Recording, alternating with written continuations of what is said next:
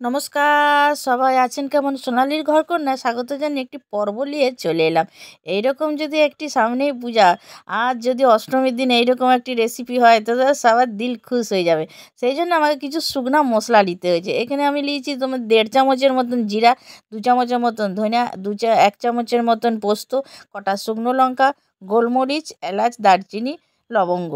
এবার এগুলিকে শুকনো কড়াইয়ে সুন্দর করে একটু মানে গরম করে নিতে হবে, বা তোমরা ভাজা ভাজা যেটা বলো করবো, কিন্তু পুড়ায় ফেলো না, তাহলে কিন্তু জিনিসটা তিতকুটা হয়ে যাবে, স্বাদটা গোলমালা হয়ে যাবে। আর অষ্টমীর দিন বেশ লুচির সাথে, গরম গরম লুচির সাথে এইরকম যদি একটি রেসিপি যখন খাবে, তার মধ্যে যদি পুড়ে যায় তখন কেমন খেতে লাগবে, বাজে লাগবে গলাই। বা তোমরা যদি নবমীর দিন পোলাওয়ের সাথে খেতে যাও, তো সেই পোলাওয়ের সাথে খেলেও কোনো অসুবিধা নেই, দারুণ একটি কিন্তু রেসিপি। এরপর এটি দেখো, আমার সুন্দর কালারটি দেখে বুঝতে পারছো কিচ্ছু হয় না। এবার এটিকে আমি ঠান্ডা করতে দেবো, কারণ ঠান্ডা করে এটাকে আমাকে মিক্সিতে গুঁড়া করতে হবে। এটা যদি গরমের মধ্যে গুঁড়া করো মিক্সিটা খারাপ হয়ে যাবে গেলে। সেই আমি এখানে আরেকটি মশলা এখানে রেডি করছি। সেখানে আমি এখানে নিয়েছি 2টা টমেটোকে কুচু কুচু করে কাটিয়ে নিয়েছি।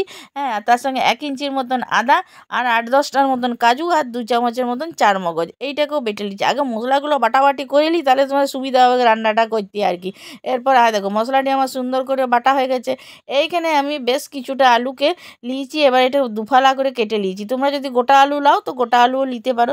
এবার 2টি সিটি দিয়ে রেখে দিয়েছি, বেশ সিম জোড়ো আছে, 2টা সিটি মেরে রেখে দিয়ে নিয়েছিলাম। এরপর কড়াইয়ে আমি দিয়ে দিয়েছি তেল, তার মধ্যে দিয়ে দিলাম হলুদ, দিয়ে এরপর এইটিকে আমি বেশ আলুগুলোকে বেশ একটু রংচঙা করে ভাজবো, তবে তো খেতে ভালো লাগবে। এগুলো একবার বেশ রংচঙা, বেশ একটু লাল লাল কড়া কড়া করে ভেজে নিবে।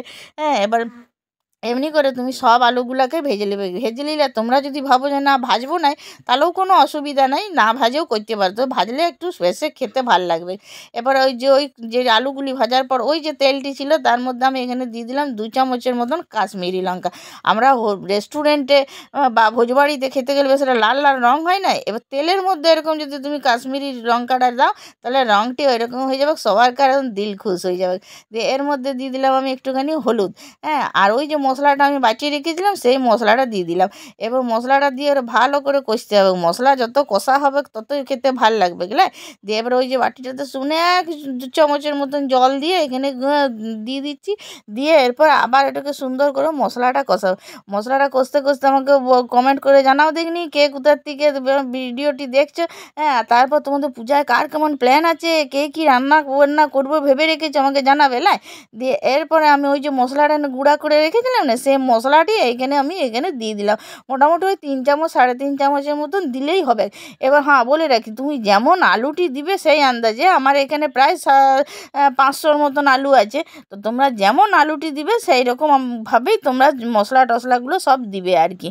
এরপরে ওইদিকে মশলাটা কষতে কষতে আমি এখানে দিয়ে নিয়েছি মোটামুটি 2 চামচের মতন টক দই। টক দইটা ভালো করে ফাটাই ফুটাই নিয়েছি। হ্যাঁ, কারণ দিয়ে এবার গাছটিকে একদম সিম করে, হ্যাঁ, এই টক দইটি দিবে, নইলে সে ছানাছিটা ছানাছিটা হয়ে যাবে, কেমন দেখতে লাগবে গেলা। দেখতেও তো একটা আগে দর্শন দাঁড়িয়ে, দর্শনটি যদি ভালো না হয় তাহলে কেমন হবে। হ্যাঁ, এরপরে টক দই দিয়ে আরেকটু ভালো করে কষতে হবে। ওই যে বাটিটাতে টক দইয়ের বাটিটাতে জল দিয়ে একটু ভালো করে, মশলা যত কষবে তত ভালো লাগবে। হ্যাঁ, আর তোমাদের এগুলো যদি ভালো লাগে তাহলে কী করবে, এটা লাইক করবে লাই, আর পাশে যে সাবস্ক্রাইব বোতামটা আছে সেইটা টিপে বেল ঘন্টাটা ডং ডং করে বাজাই দিবে। হ্যাঁ, এরপরে আমি এইখানে দিয়ে দিলাম আন্দাজ মতো নুন। হ্যাঁ, আর দিয়ে দিলাম এখানে ওই 2 চামচের মতন চিনি, কারণ এখানে তোমার টমেটো পড়েছে, টক দই পড়িয়েছে, এখানে যদি একটু চিনি দাও, মানে একটু নিরামিষ রান্না একটু যদি তুমি চিনিটা দাও না, বেশ ব্যালেন্সটা ভালো হয় আর কি, খেতে ভালো লাগে। তোমরা যদি না দিতে চাও না দিতে পারো, অসুবিধার কিছু কারণ নাই। এবার এই দেখো সুন্দর যেই তেল ছেড়ে দিয়েছে, এবার ওই যে আলুগুলো আমি ভাজিয়ে রেখেছিলাম সেইটি এর মধ্যে দিয়ে দিলাম। দিয়ে এবারে এটা মিনিট 5-এর মতন ফুটালেই তোমার হয়ে যাবে আর কি, বেশিক্ষণ আর সময় লাগবে না। হ্যাঁ, কারণ মশলা তোমার জুত করে কষাকুষি হয়ে গেছে না। দিয়ে আর তোমরা যদি আমরা ফেসবুক থেকে দেখছো তো কী করে পেজ দিয়ে আমার টুক করে ফলো করে দিবে, তাহলে আমি যখনই যেটা দিব তখনই সেটা করতে পারবে, দেখতে পাবে আর কি। হ্যাঁ, আর দেখো কালারটি দেখো।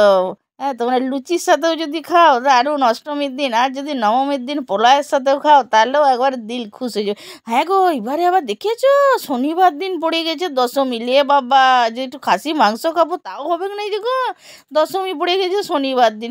যারা পালো তাদের কত দুঃখ বলো দেয়নি। হ্যাঁ, এইখানে আমি দিয়ে দিলাম 1 মুঠার মতন ধনিয়া পাতা। তোমরা যদি ভাবো যে ধনিয়া পাতা দিব নাই, তাহলেও কোনো অসুবিধা নেই, তো ধনিয়া পাতা না দিলেই চলবে আর কি। কিন্তু ধনা বাটা দিলে বেশ একটু খেতে ভাল লাগে না।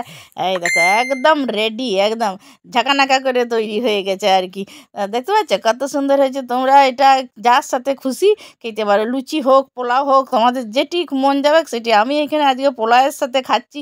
হ্যাঁ, আর তোমরা কিসের সাথে খাচ্ছ আমাকে কিন্তু কমেন্ট বক্সে জানাবে লাই। তোমরা এমনি করে করো, খাও, আর সোনালিদির পাশে সবসময়ের জন্য থেকে যাও।